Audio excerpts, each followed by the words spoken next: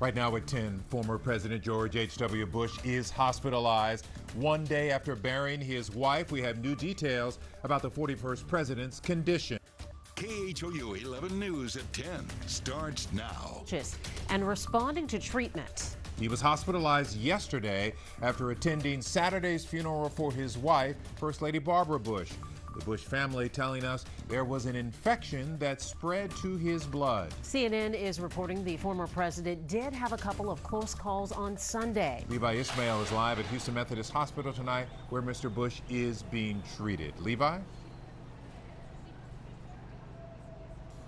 Well, I can tell you there's no shortage of concern here from people just walking by, all of them asking us tonight how President Bush is holding up. Now, of course, it's been an emotional past few days here. Of course, we just laid to rest Barbara Bush a couple of days ago, but now all the focus has seemed to shift to President Bush on his well-being and making a swift recovery. Outside Houston Methodist Hospital, flags still fly at half-staff to honor the memory of Barbara Bush. The First Lady was laid to rest on Saturday, but according to CNN, only hours later, her husband, President George H.W. Bush, would find himself in intensive care. A statement from the Bush family confirmed the 93-year-old is suffering from an infection that found a way into his blood. CNN reports the president felt fine Saturday night at dinner, but later had close calls while hospitalized with sepsis. The news spread quickly throughout Houston. I was just really emotional about it. And in College Station, the final resting place of Barbara, many share their concern. It kind of surprised me because, she just passed away. And, everyone came and they mourned her death, and then now, they have to deal with that too. He is one of the true classy people to serve in politics. We're learning tonight Bush Sr. is receiving treatment and is recovering at the moment. We know the president has been hospitalized many times before, but he's always bounced back. This, however, after days spent grieving. At one point, telling his sons he was a wreck after the loss of Barbara. We've never been here under these circumstances. And to get that notice, because we had just talked about walking out, it can't be long, and I don't mean that in any other way than he's been with her for so long. Now, CNN reports that earlier Bush Sr. was talking and he was responsive. He was even going as far as looking forward to his upcoming plans this summer. Now, the family spokesperson tells us that the 41st president is looking forward to visiting Maine this summer. And as they say, there's no way that you can keep him from doing so. They believe he is the most goal-oriented person on the planet, so don't bet against him. Guys, back to you. All right, Levi Ismail at Houston Methodist Hospital. Thanks so much. And as Levi just mentioned, CNN also reporting that the former president is in intensive care. Janelle Bluter joins us with a closer look at what Mr. Bush is facing. Janelle? Well, doctors say anytime bacteria enters the bloodstream, it's called sepsis, and that can be life-threatening. But the good news, we're told he is responding to treatments. So little is known right now about the condition former President Bush is currently in. But what we know for sure is it's serious. He has a source of an infection. Usually in elderly patients, the two most common sources are the lungs and the urinary tract infections, either a pneumonia or coming from the urine. Dr. Layla Watt-Colburn with Baylor College of Medicine says common symptoms that occur along with sepsis, which she describes as bacteria in the blood, include fatigue, fever, unresponsiveness, and low blood pressure. And she says treatment for that begins immediately at the hospital. If they have low blood pressure, we start them with IV fluids, and then we start giving them what we call broad spectrum antibiotics, meaning that it covers all bases. It covers the staph, the strep, and the E. coli. And through further tests, doctors find the source. The blood cultures are going to determine what type of bacteria they have. Once they know, they can then tailor the treatment plan to the patient. But she says without knowing the type of bacteria, it's hard to tell exactly where the infection came from. We do have some bacteria that have resistance to antibiotics, which are harder to treat. Well, Dr. Watt-Colburn says it is good to hear that the former president is responding to treatment, but the next 24 to 48 hours are critical. So we are all praying for a speedy recovery. Lynn and Mia? That's exactly right. Thanks so much, Janelle. And tonight, First Lady Melania Trump tweeted this message in support, saying sending healing thoughts of strength along with prayers for President George H.W. Bush tonight. Mayor Turner added the city of Houston is sending positive vibes and prayers. I hope you get well soon and can return home to be with your loved ones.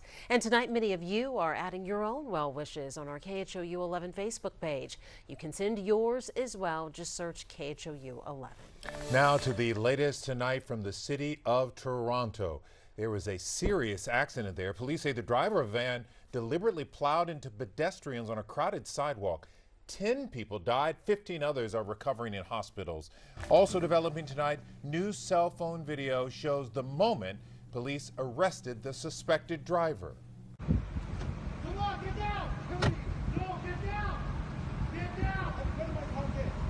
Get down! I'm going to my pocket. Get down! Get down, you get shot. Lean ahead.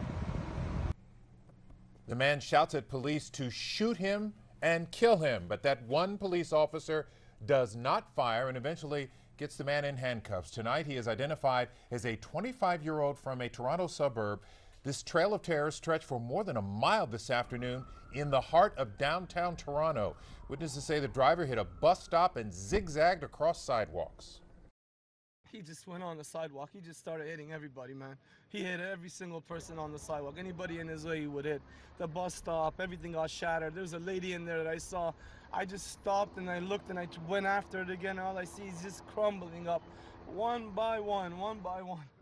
Holy God, I've never seen a scene like this in my life, I swear. I've seen a scene I've never seen in my life. You see it in a war zone. That van, by the way, was a rental. Tonight, Prime Minister Justin Trudeau saying hearts go out to the victims and their families. We are posting updates to this story on the KHOU 11 app. New tonight, the man accused of going on a shooting rampage at a Tennessee Waffle House just made an appearance in court. 29-year-old Travis Reinking had a few words to say as he spoke to a judge by video phone. Do you have any question about your charges or your bond? No, I don't. Reinking now faces 4 counts of murder charges. His total bond was set at $2 million.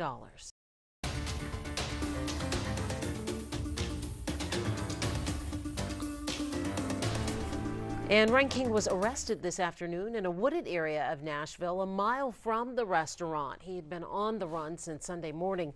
3 customers and an employee were killed. Police say Reinking used an AR-15 and was half naked during the rampage. The big question detectives don't have an answer to is the motive. Tonight, family and friends of the 4 people killed at the Waffle House gathered for a church vigil not far from the restaurant. The community grieving, leaning on each other for support.